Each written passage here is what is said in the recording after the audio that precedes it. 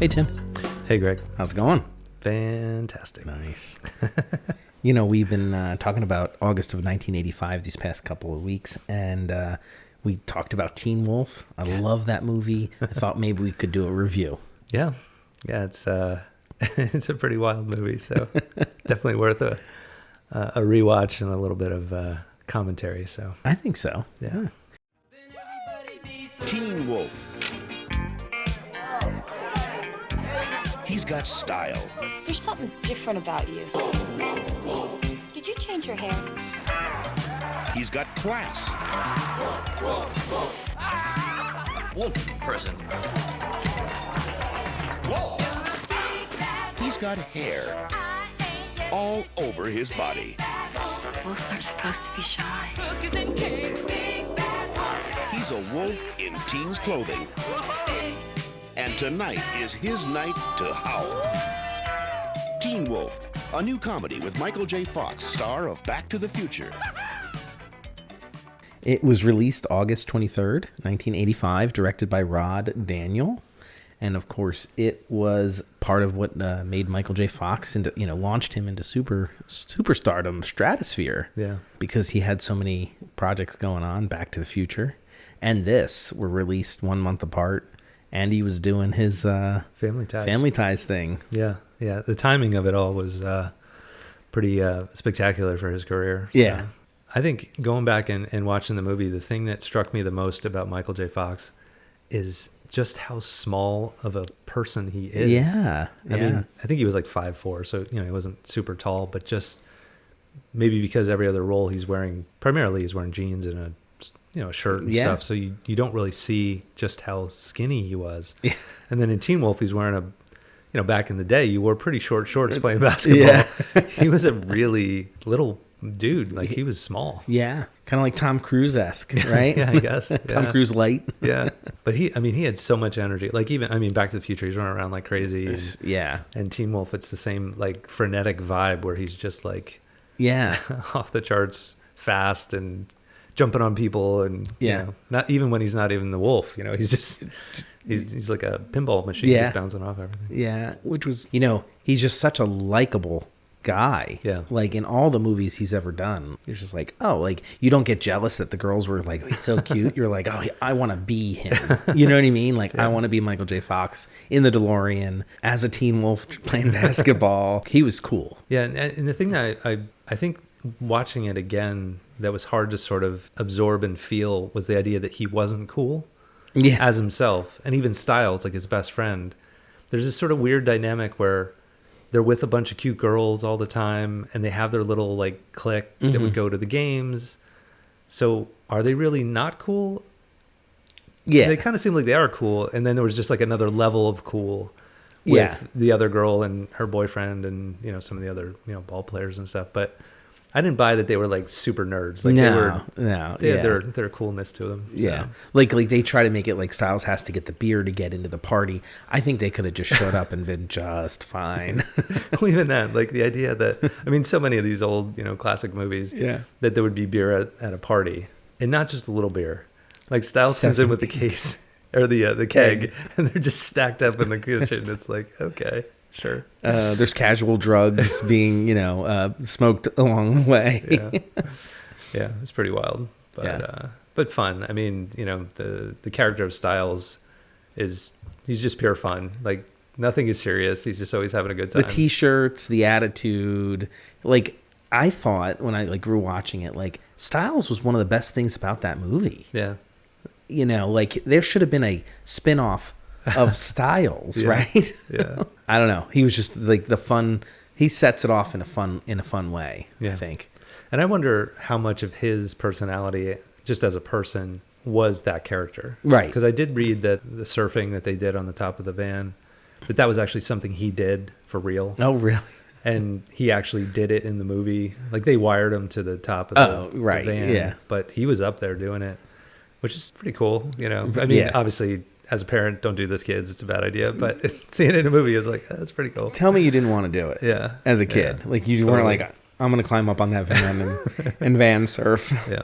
And the funny T-shirts, like Dick Nose and Yeah. all the other ones. It was fantastic. Yeah, very cool. Getting shot down, trying to get the beer, all the different sunglasses, running the party. Like, he didn't think he was going to get in there. He is. He's like emceeing like all these, highly inappropriate games that we... Yeah. It felt very like college Yes. sort of style parties as opposed to something that would have been going on in high school, but pretty wild. It was pretty good. Another character I thought, Styles was great. Like, I think the casting was pretty good throughout the whole thing. But the fact that Pee Wee Herman's nemesis, Francis, was the chubby ball player was fantastic. Yeah, it was pretty funny. Yeah. The other friend, I think Lewis.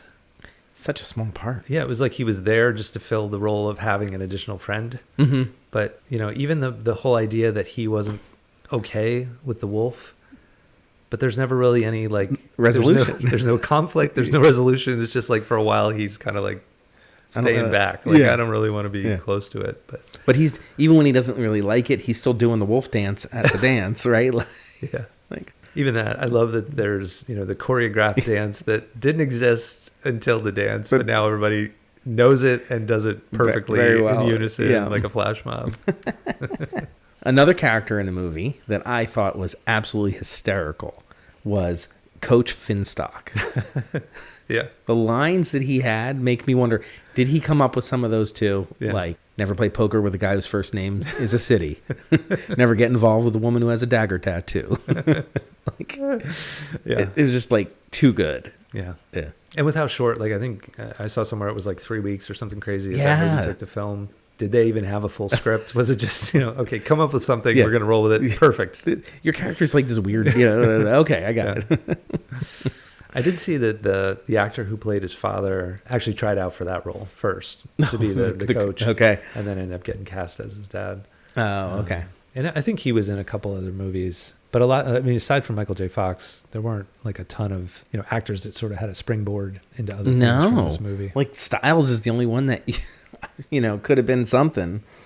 Yeah, he was in a couple of movies. He was in K-9, which is it was the police dog movie. Oh yeah. Wait, who was the dad or Styles? Styles was. Oh, okay. He was in Born on the 4th of July. Iron Eagle. Okay. Nice. Iron Eagle and an episode of Seinfeld. Nice. Yeah, that's pretty awesome. And then the dad, I think he was in Sling Blade. Oh, really? Yeah, and The Longest Yard are a couple of the movies that he's known for being in. But he looks so familiar. Like, he has that look about him that like he could have been the dad in 12 other movies. Quintessential 80s dad, right? Yeah. But when he comes out, after Michael finally is able to like talk to his dad about becoming a wolf, and then the dad walks out, it's just so comical. Like he looks so silly. And he's like kind of overweight with a pot belly, and the hair's just coming out of his sleeves. Yeah. It's so good though. And again, from the standpoint of a movie that you could sell to younger kids and not be scared of the wolf. Yeah. It wasn't comical. Like there's been movies where they try to have like a silly sort of feel. Right. It didn't have that, but it walked a nice line. Yeah, it was like right on the edge. It wasn't kiddish, but it wasn't like too scary. Yeah. Probably the scariest thing is when they do the close up of his hands and you see the like yellow nails. Yeah. Which I think is kind of funny because he's going to be playing basketball. And there's so many scenes where they're like not super up close of him dunking and stuff, but you can see he's not wearing the sharp nails when he's dunking. I had no idea Michael J. Fox was so good at basketball. Exactly. I had no idea, man. He was a baller. Yeah. Except he wasn't. Well, I think Teen Wolf is on the long list of things that make the 80s great. And the fact that you've got all these guys jumped on Michael J. Fox in the middle of a basketball game, and out erupts a teen wolf dribbling the basketball, and everyone's okay with it. Yeah. They're like, there's some initial surprise, like, oh, it's a werewolf on the basketball court. Yeah. And then he goes, makes a shot. Ref blows the whistle. Yeah. Ball goes in. Like, that's the extent of the... Yeah. It's like once he can spin the ball on his finger, they're like, oh, okay. He's got Globetrotters vibes going. Let's just go with this. Yeah, it's okay. No problem. Yeah, it's so ridiculous. It's so 80s. Yeah. But I did see that I guess they gave him like 2 weeks to try to get him to be like somewhat proficient at basketball because he really wasn't very good. And then they brought in a kid from Loyola Marymount, a sophomore basketball player named Jeff Glasser, who ended up being his stunt double for all the basketball stuff. He didn't do all that. No. But then I guess they messed up that guy's name in the credits. Oh, the basketball player. Yeah, and Michael J. Fox was like, "No, you got to like get this right because this guy deserves the credit because he's really good and I am not," which is kind of funny. I think it was just so and I think they didn't expect it to do much. They rode the popularity of Michael J. Fox, but there's just so many cool scenes. Yeah. Like you said, even when he comes out of the bathroom and his dad's waiting for you, that's a well-written script. Yeah. That adds to it. Or when he goes in and he says to the, and this was a line we used to say as kids, I don't know why, when Michael J. Fox says to the beer owner, "Give me a keg of beer," and his eyes are glowing, the guy gets all scared. It was just kind of a cool movie. I don't know. I thought I was going to find it too cheesy, and it really wasn't. Yeah, no, it held up pretty well. I did try to think back to the idea, though, like you said, the idea that he just erupts from this, group of guys on the court and everyone's okay with it. Same when he kind of springs it on Styles. Yeah. They're in the garage. Styles is digging through a bunch of boxes and stuff. And then all of a sudden he just turns around and his friend has gone from being normal to being a werewolf. And Styles is just like, "Okay. Yeah, you are beautiful." I don't know that I would have been that chill about it. Which is nice because it doesn't evolve outside. It keeps it in the sphere of what the movie is about, right? Yeah. There's no government's not trying to capture him and put him in a cage, and there's no reporters in his face. It's like next day, newspaper, can they win 2 in a row? Not werewolf discovered in downtown, Yeah. Even his girlfriend, Booth. They have their little moment in the closet, and he just scratches the back of her dress, and presumably her, and she just kind of walks out it's okay. Yeah. There's nothing odd about that whole exchange at all. But he got a little rough. I don't know. It's a little weird. But it all works out. Yeah. So. It was a high school party, Tim. But on the heels of Boof, I just have to say, there's the scene where she comes over and is playing one-on-one with the dad. Yeah. That whole scene struck me as just a little bit odd. It was. The dad was just doing the eyes the whole time, "Hey, son, I warmed her up for you." Yeah. Yeah, it was a little odd. Yeah. Bit. I think I would have been, if I was Michael J. Fox, annoyed. Everybody's whoop, poof, poof, poof. Everybody's pushing her on you. Yeah. I'm shooting my shot, man. Exactly. Literally. I had to go werewolf just to shoot this shot. Yeah. No, it was, it had a lot of odd suspension of disbelief kind of stuff, but it all made it fun. Right. Yeah. It was a fun movie. It didn't get dark, serious, or really anything, which was I really liked that. Yeah. Yeah. So a funny little story about this particular movie: when the twins were about 9 or 10, they were going over to a friend's house for sleepover, and the mom she was talking, I got to figure out what movie to watch. And then later on, she's like, "Oh, I got them Teen Wolf." And we're like, "No, can't let them watch Teen Wolf. That's a little too mature for them." Yeah. And I'm like, and now that we did this episode recap with, Teen Wolf, I'm like, 1985. I was 10 years old and I saw the movie. Wait a minute. Yeah. Just funny how as a parent, you're like, no. Yeah. Well, and I think so much, we've talked about this before, the expectations of what was okay back then versus now, it's just changed so much. I was surprised. My memory didn't fail. I didn't remember, but I expected there to be topless women in this movie, and there wasn't any. And I thought that there was in the scene with him and the girlfriend, the girl in the closet, or when she in the back when they're at the play. Yeah. Huh? They kind of dance around it. They do dance around that quite well. Yeah. I was going in expecting it to be a really cheesy, awful 80s movie that I remembered being way better than it was. Yeah. No, I liked it. Yeah, no, it was solid, without a doubt. Yeah. It's funny that you mentioned the topless girl scene that's in so many of these movies. Yeah. I did see something that the girl who plays Rhonda, which is one of the like other girls that's part of the group that's with Styles, like they go to the games. And it'll be Boof, and then like one or two other girls that never really get mentioned. Yeah. So one of them, apparently her name was Rhonda. She was the blonde. I don't even remember. Yeah. So I saw this little thing that it said, anyone who goes, oh, I know who she is someone who apparently had the issue of Playboy from like, I think it was like 1982 or something. She was in Playboy. And that's like her only, like her claim to fame, that she was and she was like, and she was like a, extra in a bunch of movies and stuff like that. That's funny. So I didn't know who she was. Yeah. I didn't even remember there being like that extra, side character. Yeah. Now there's a couple, I guess, people that you would see in multiple scenes, but never had any. Like, yeah. Kind of like the third guy on the basketball team, like, Yeah. He shoots a bunch of, Yeah. That was, again, another cliche, so cliche 80s. They're the worst team in the world. Michael J. Fox shows up. They're down by 30.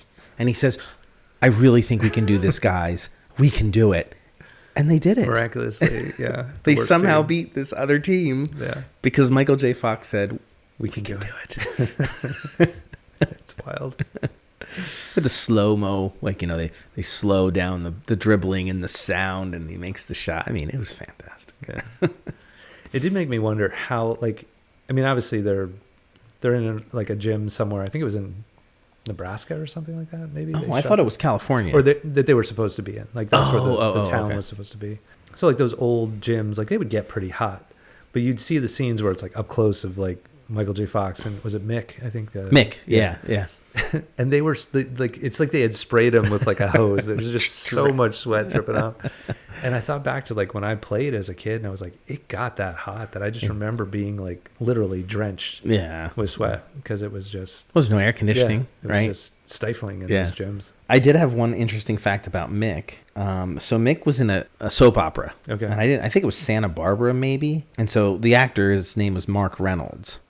And so the writers of his soap, with his permission, they killed the character off so Mark Reynolds could promote the movie and not have to worry about filming. So they killed his character because he was going to go do this movie. So that's pretty strong commitment to the hopes that the movie was going to turn into something. Yeah, that guy has, I think, out of all of these people, when I was looking them up, his list of movies and stuff is like ridiculously long. He must be like one of those perfect character actors that does a million things. I mean, it was page after page of stuff. So, yeah.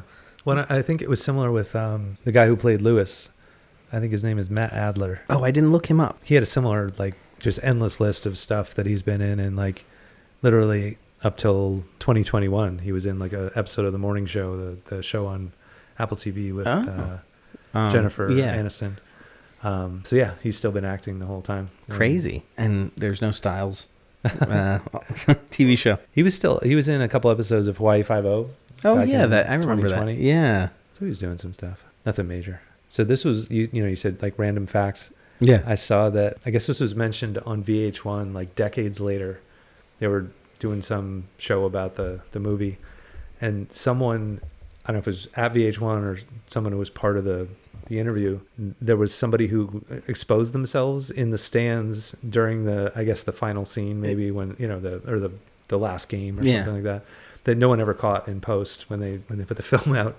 And then somebody pointed it out that somebody, I don't know if they dropped their drawers or what. I didn't. They didn't go into the specifics. Okay. Of it, so I took a video of it. Oh, you did? Because I was watching the movie today, and I'm like, I'm just like, I'm paying attention, but I'm not. And then I turn on, I'm like, did that person just pull their pants up and zip their?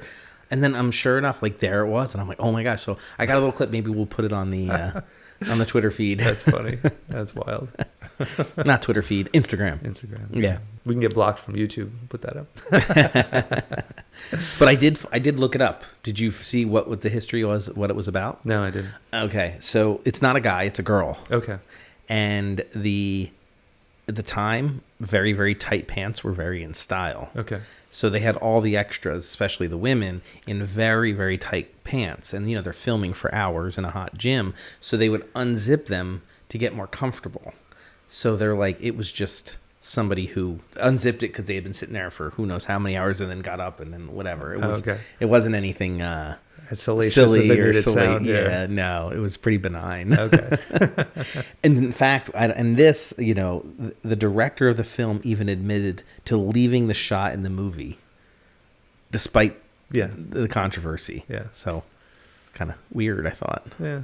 But I guess like the chances of that becoming a talking point and like any, you know, they always say like good or bad or otherwise, any, you know, if you get people to talk about something, it's good. So. And it wasn't like there was like, you know, Instagram back then where you could share videos of stuff. Like, did you see Teen Wolf? Did you see the girl at the end with the... I don't know what you're talking about. I was getting popcorn. But you make an interesting point. I mean, this, again, just a little bit of a tangent, but did you catch the Phillies over this past week, the whole thing with the woman who took the ball? So embarrassing. And, you know, I was talking to Lee about this, that, you know, you go back even 15, 20 years ago, that may or may not have like even been seen by the people that you know, the actual coverage team for the game. Yeah. Let alone everybody having a video camera in their pocket and a means to get it out to the world immediately. I mean, it seemed like she was very much in the wrong. Oh, 100%. But I'm sure there's cases where you don't see what precipitated something. You just see the retaliation or whatever. Yeah. And then the world crucifies you. And I'm not defending this woman at all, because it seems like she's a terrible person. Yeah. But I'm sure there's been so many other instances where somebody did something, the world, you know, judged you severely, and then you're like, but you don't know 5 seconds before that you missed this part of the interaction. Yeah. But yeah, it's just such a wild world we live in. You know, it's like that Coldplay thing that came up. Like, there's no anonymity in the world anymore. Yeah. And I feel sad for you know, anybody, whether, I mean, it's a good thing for catching jerks and those kind of thing, but still, like, you just can't live your life, man. Yeah. Like, you feel like you're constantly being watched, and if you do something stupid, guess what? Somebody's got a camera on you. You're that weekly meme. Yeah. No, it's crazy. Yeah. And I mean, I even think even like, obviously in a movie like this, it's a movie, so we're seeing all the bad behavior because they want us to see it. Yeah. But like, if you're at a party, like for our young kids who are going to be going off to college and stuff like that. Yep. Like, I keep telling them, like, just bear in mind that everybody around you has a camera. So there's always somebody watching. You got to watch what you're doing. Yeah. So there's a lesson for you young kids. That's right, kids. Don't have fun. Yeah. Anyway, any final thoughts on the Teen Wolf? I enjoyed it very much. I think it was a fun, not only was it fun to have a trip down memory lane, but to finally see an 80s movie that holds up. You know, I guess maybe I didn't go within too many expectations. I'm like, it's Teen Wolf, whatever. Yeah. It was just like I remembered it. It was just fun. But it wasn't kid stupid at the same time. Yeah. You know, so I think out of 5 howls, I'd give it 4 howls out of 5. Yeah. Right. Awesome. Yeah. Yeah. I'll go 3.5. 3.5? Yeah. Okay. I mean, I think overall it was very enjoyable to watch. I think it was just a little bit too vanilla in the sense that, like, everything worked out. Like, every part of it. There was nothing that, like, there wasn't even like a conflict. Like, I guess with the other girl, there was a little bit of like where she takes him out and he thinks he's now dating her, and she's like, no, I have a boyfriend. Yeah. Like, but even that was like, so, well, okay, you know, and then he ends up with Boof, like, because we all knew he's going to end up with Boof. So I don't know. It just, again, it was super entertaining. It was fun to watch, but, you know, just from a arc of the plot, it was very, very vanilla. Yeah. So, but it was fun. It was a good time. Very cool. Yeah. Highly recommend it. If you've got nothing else to do on a Friday night. That's right. How? Teen Wolf.